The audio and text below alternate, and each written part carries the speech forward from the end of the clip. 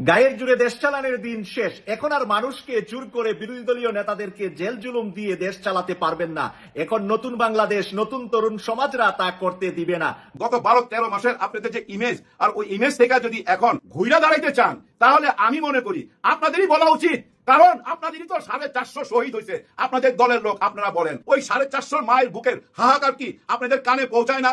পৌঁছায় যদি, তাহলে আপনারাই বলেন না কেন জুলাই সনদ পত্রে ঘোষণা দাও, এক্ষুনি দাও। আর উচ্চ কক্ষের পিআর সিস্টেম, এটা সবাই মাইনে নিতে তো কোনো অসুবিধা নাই। ঢাকা বিশ্ববিদ্যালয় নিয়ে জনাব মুফতি মাওলানা আমির হামজার একটা বক্তব্য নিয়ে তোলপাড় সৃষ্টি হয়েছে, নানান মহল সমালোচনা করছে। কিন্তু আমির হামজার সেই বক্তব্যের প্রেক্ষিতে বিএনপি ছাত্র দলের আসল রূপ জাতির সামনে এসেছে। ভারত জীবন তারেক রহমানকে বিশ্বাস করবে, বা তারেক রহমান জীবনে ভারতকে বিশ্বাস করবে? যার বাবার মৃত্যুর সাথে ইন্ডিয়ার হাত জড়িত আছে।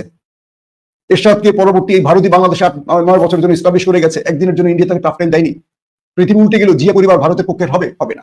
কিন্তু তারেক রহমান কখনো কখনো ধরে রাখবেন তার নেতাদের দিয়ে কিছু কথা বলাবেন ভারতের পক্ষে, আবার আমাদের মতো মানুষকে দিয়ে তাকে সমালোচনা করাবেন। এটা রাজনীতির একটা খেলা। কেন? তাদের বোঝাতে হয় যে আমি আপনাকে এটা দিতে চাই কিন্তু পারছি না, কারণ জনগণ খেপে গেছে। আপনি ভুলে গেছেন ইসরাক সাহেব, আপনি তাদেরকে রাজাকার বলতেছেন। ওই 71 বা 24-এ যারা আন্দোলন করছে ওরা যদি রাজাকার হয়, তাহলে আপনার নেতা তারেক রহমান সাহেব রাজাকার। নয়ন সাহেব কি বলছিল মনে নাই? তারেক সাহেব জানেন নাকি 24-এর নায়ক আপনি, বলছিল। তার মানে উনি 24-এর নায়ক, উনিও রাজাকার। এই রাজাকার যদি আপনি এদেরকে বলেন, তাহলে আপনি তো ধূলিসাৎ হয়ে যাবেন ভাই। একটা মজার সংবাদ শোনাই আপনাদেরকে। কাণ্ডের উপরে কাণ্ডই গড়িয়ে যাচ্ছে। এই কাণ্ডটা শুনলে আপনারা অনেকেই অবাক হয়ে যাবেন যে এমন চিন্তা করতে পারে। এটা কি কোনো একটি বারে বারে ঘুঘু তুমি খেয়ে যাও ধান, এবার ধরা পড়িয়া গেছো ওরে সোনার চান। জি, এবার অতীতের সকল সময়ের তুলনায় একটা ভিন্ন রকম জবাব দিতে পারে না, এবার জবাব দেওয়া শুরু হয়েছে। দর্শক, মাশাআল্লাহ ঘটনা ঘটাই দিছে। এবার ঘুমটা আরো একটু শক্ত হইয়া ভাঙছে। এবার আর ঘুমানোর সময় নাই কারদের। তারা এটার কাউন্টার দিছে, বুঝছেন? মেডিসিন দিছে, ওষুধ দিছে। যে রোগের যে ওষুধ ওইটাই তো দিতে হবে। ওরা তো পাক্কা ডাক্তার ভাই। জবাবটা কি দিছে জানেন? হ্যাঁ ভাই, যে যেমন তাকে তেমন ওষুধ তারা দিয়া দেয়। কি কাউন্টারটা দিছে চিন্তা করেন, না দিয়া উপায় নাই ভাই। তার মানে কনফার্ম, 100% কনফার্ম না, মিলিয়ন% কনফার্ম যে বিএনপি সরকার গঠন করবে। সেইখান থেকে বিএনপি আজকে ছিটকে গেছে। সেটার পরে বিএনপি এমন করে ছুটকে গেছে যে বিএনপি সেই যে পাওয়া লটারির 1 কোটি টাকা হাতছাড়া হয়ে গেছে, ঠিক সেম অবস্থা। বিএনপিকে বাধ্য করতে যাচ্ছেন প্রফেসর ইউনূস। ঘাট ধরে রাজি করানো বলতে যা বুঝায়, এখন সরকার সেদিকে হাঁটছে। অলমোস্ট সবকিছু গুছিয়ে ফেলেছে, চারদিকে সুখবর আর সুখবর। আমার আর থাপ্পড় মারার দরকার নাই। গোরখত কাব্বাস রে আমার আর থাপ্পড় মারার দরকার আছে।